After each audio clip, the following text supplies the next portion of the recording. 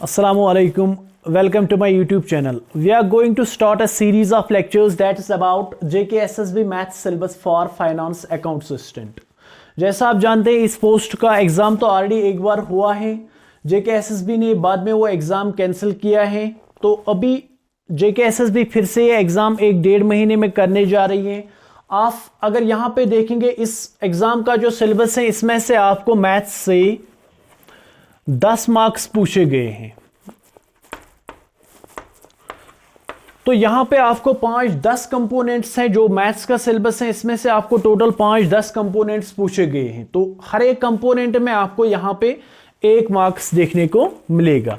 Now it depends on the paper setter. कभी वो एक ही यूनिट से 2 या 3 भी मार्क्स आपको पूछ सकता है. Now if I talk about mathematics, it is not about numbers, equations, computations or algorithms. It is about understanding. To solve a math problem, you need to know the basic mathematics before you can start applying it. Clear? तो अब इन्हीं components पे, इसी syllabus पे हम यहाँ पे एक क्रैश कोर्स करने जा रहे हैं. So this course will equip you with the systematic methodology. This will improve your motivation and confidence to crack this portion of syllabus for JKSSB Finance Account Assistant. Clear?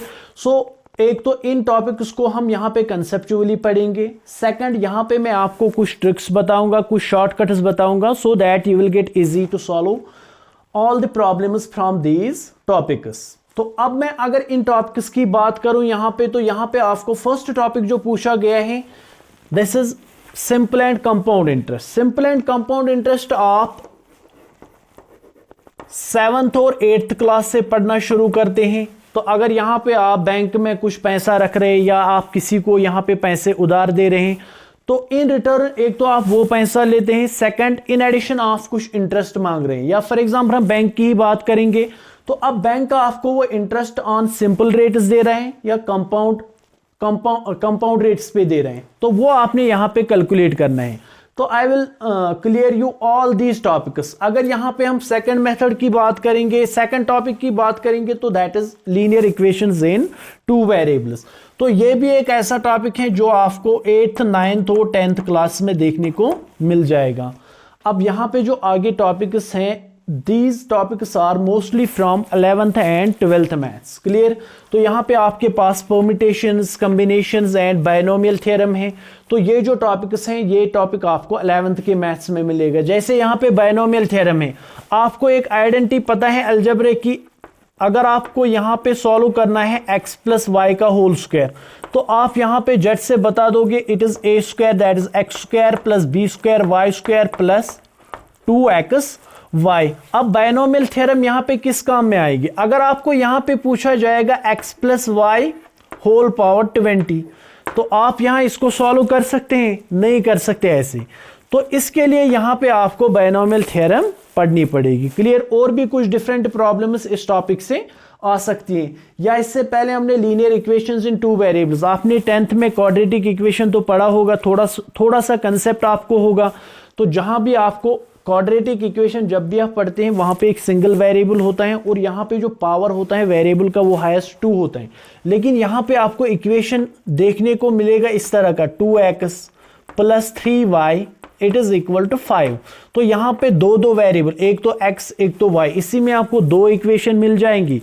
दोनों equation में से आपको फिर यहां पे x और y का value find करना होगा. तो यहां पे भी आपको बहुत सारे मेथड्स हैं, सिस्टमैटिक मेथड हैं, ट्रांसपोजिशन मेथड हैं, या आप ट्रायल एंड एरर मेथड भी यूज कर सकते हैं. तो डिपेंड्स ऑन कि प्रॉब्लम जो है वो किस तरह की पूछी जाएगी. और अगर हम लिमिट्स एंड डेरिवेटिव्स की बात करेंगे, तो ये भी आपको 11th और 12th के मैथ्स में देखने को मिल जाएगा. बहुत ही इजी टॉपिक है. इसके बाद सेट थ्योरी जो है सबसे इंपॉर्टेंट टॉपिक है. इस टॉपिक से तो ऑलमोस्ट 2 या 3 मार्क्स जो हैं वो पूछे ही जाते हैं. तो इसमें से आपको बेसिक कंसेप्ट्स और एप्लीकेशन, तो ज्यादा इसमें अप्लाइड पार्ट जो है इस टॉपिक से पूछा जाता है. तो ये भी आपको 11th के मैथ्स में देखने को मिल जाएगा. इसके बाद relations and functions, this topic is both in 11th as well as in 12th maths. Clear? तो इसके बाद यहाँ पे और एक इजी टॉपिक है आपके पास, मैट्रिसेस एंड डिटर्मिनेंट्स। देखा जाए तो बहुत ही लेंथी टॉपिक है, बट कंसेप्चुअली अगर देखेंगे तो बहुत ही इजी टॉपिक है, आपको समझने में आसान रहेगा। क्लियर। इसके बाद प्रोबेबिलिटी अगर आप देखते हैं तो प्रोबेबिलिटी एक ऐसा टॉपिक है जो आप 9th से ऑनवर्ड्स पढ़ना शुरू करते हैं। 9th में भी है, 10th में भी है और शायद 12th में भी है। तो इसके बाद आपके पास यहाँ पे है coordinate geometry and 3 dimensional geometry. ये भी एक ऐसा टॉपिक है जो आपको 10th में भी मिलेगा, इसके बाद आपको ये 11th 12th में भी मिल जाएगा।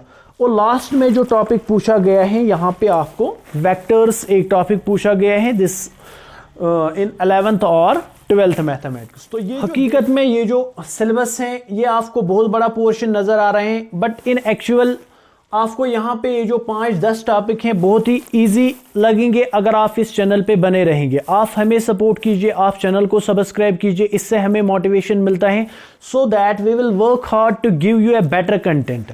We can give you worksheets on daily basis. हम यहाँ पे मॉक टेस्ट जो है वो कंडक्ट कर सकते हैं। तो डिपेंड है कि जितना आप हमें सपोर्ट करेंगे इतना हम यहाँ पे कॉन्फिडेंट रहते हैं कि आपको ये जो है हमारा कंटेंट पसंद आ रहे हैं, तो अकॉर्डिंगली जो है हम भी काम करते हैं। क्लियर। सो अगर आपको ये वीडियो पसंद आए इस चैनल को सब्सक्राइब कीजिए।